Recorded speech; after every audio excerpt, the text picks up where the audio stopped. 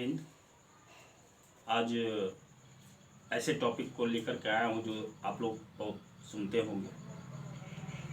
तो जैसे हिमालय के बारे में सभी लोग सुनते होंगे, जानते होंगे, लेकिन उनके बारे में ये जानने का प्रयास हमने कभी नहीं किया कि हिमालय से भारत को क्या फ़ायदा है, हिमालय की उत्पत्ति कैसे हुई, हिमालय की विशेषता क्या है। इन सभी चीज़ों का आज हम इस वीडियो में चर्चा करेंगे। तो सबसे पहले हम ये जानें कि जो हिमालय है, अगर सोचिए अगर हिमालय नहीं होता तो क्या होता। हम हिमालय से उत्तर की तरफ साइबेरियाई क्षेत्र है जो कि बर्फीला जगह है। अगर वो हिमालय नहीं होता तो साइबेरियाई क्षेत्र से बर्फीली हवाएं चलती, तो समझिए क्या हमारे जनजीवन पर, पेड़ पौधों पर क्या असर होता। और जब वो असर होता तो हमारे जीवन पर कैसा प्रभाव डालता। दूसरी बात ये है उससे संबंधित कि अगर हिमालय नहीं होता तो जो बंगाल की खाड़ी और अरब सागर से जो चलने वाली है ग्रीष्मकालीन मानसून पवनें, हवाएं, वो नहीं टकराती हिमालय से, और वो उसके बाद जो टकरा करके उत्तरी भारत क्षेत्रों में बारिश नहीं होती। जब बारिश नहीं होती तो जो खाद्यान्न फसलें हैं प्रमुख रूप से उस पर क्या असर होता। क्या ऐसा संभव था कि धान की खेती हो जाती?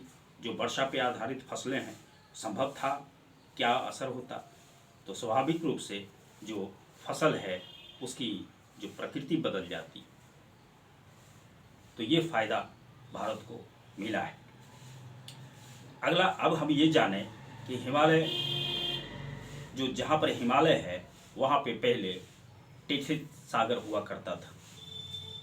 और ये टेथिस सागर जैसे जहाँ पर हम हैं, जो हमारी पृथ्वी है वो भारतीय प्लेट है, और चीन साइड वाला जो प्लेट है उसको चीनी प्लेट कहा जाता है।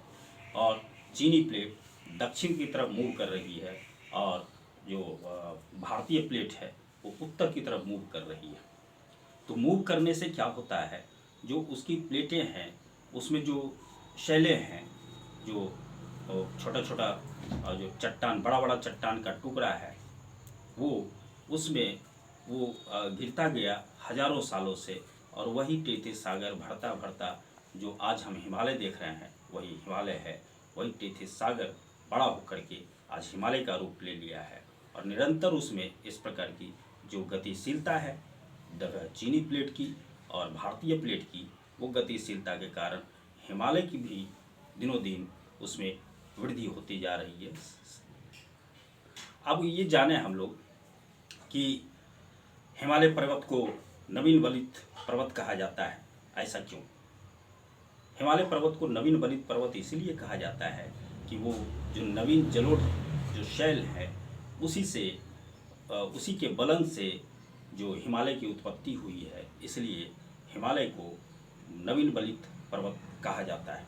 और जो नवीन वलित पर्वत है वो एक महत्वपूर्ण विशेषता है कि उसकी ढाल जो होती है, एक किनारे की ढाल जो नवीन वलित पर्वत होता है, एक किनारे की ढाल उसकी बहुत तीव्र होती है। और उसी तीव्रता के वजह से जो किसी खास मौसम में खास करके वर्षा के मौसम में भूस्खलन की प्रवृत्ति होती है, जिससे बड़े बड़े चट्टान किनारे से टूटकर और रोड जो रिहायशी इलाके हैं, जो उपयोगी जगह हैं, उनमें वो गिरते हैं। और देखते हैं हम लोग जो उत्तराखंड का क्षेत्र है उसमें अक्सर भूस्खलन का जो मौसम ये चीज़ पाया जाता है। अगली जो महत्वपूर्ण चीज़ है उससे रिलेटेड है, उसमें गार्ज की चर्चा हम लोग पाते हैं। ये गार्ज है क्या? ये महान गड्ढा जो है, जो महान गड्ढा बन जाता है हिमालय में, पर्वत में, ये बनता कैसे है?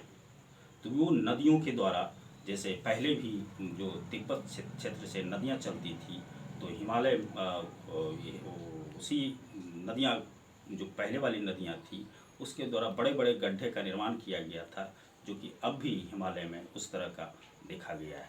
और इसी गड्ढे को बड़ा बड़ा जो गड्ढा है, इसी गड्ढे को गार्ज कहा जाता है। और अभी भी सिंधु, गंगा और जो ये ब्रह्मपुत्रा नदी है, वो बड़े बड़े गार्ज का, बड़े बड़े जो गड्ढा है उसका निर्माण करती है अपने रास्ते में, तो उसको ही गार्ज कहा जाता है। और इसके अलावा जो हमारा जो महत्वपूर्ण चीज़ है कि हिमालय को हम 3 श्रेणियों में बांटते हैं। वैसे तो हम देखें तो 4 श्रेणी बनती है, लेकिन 3 श्रेणी में मुख्य रूप से बांटते हैं। महान हिमालय, मध्य हिमालय और लघु हिमालय, जिसको हम शिवालिक श्रेणी कहते हैं। तो सबसे उत्तर में, सबसे दक्षिण में सबसे उत्तर में वो महान हिमालय है। महान हिमालय के उस पार अगर चले जाते हैं हम लोग, उसको ट्रांस हिमालय बोलते हैं। और उसके बाद महान हिमालय जो है ग्रेट हिमालय, उसके बाद आता है मिडिल हिमालय आता है, मध्य हिमालय आता है, और उसके बाद जो आता है शिवालिक हिमालय आता है, जिसको कि लघु हिमालय कहा जाता है। अब इसकी जो ढाल है, जो महान हिमालय है, उसकी ढाल जो है थोड़ी ज़्यादा तीव्र नहीं है। ये सबसे पुराना ये पर्वत है, इसलिए उसकी ढाल मंद है। उसके बाद मध्य आते हैं, मध्य हिमालय में उसकी ढाल थोड़ी सी तीव्र हो जाती है। और जो दक्षिणी ढाल है, शिवालय की जो पर्वत है, उसकी ढाल तीव्र है। और तो ये जो नवीन जो सबसे दक्षिणी हिमालय का भाग है, वो शिवालिक श्रेणी कहा जाता है इसको। तो दोस्तों, आज के वीडियो में बस इतना ही।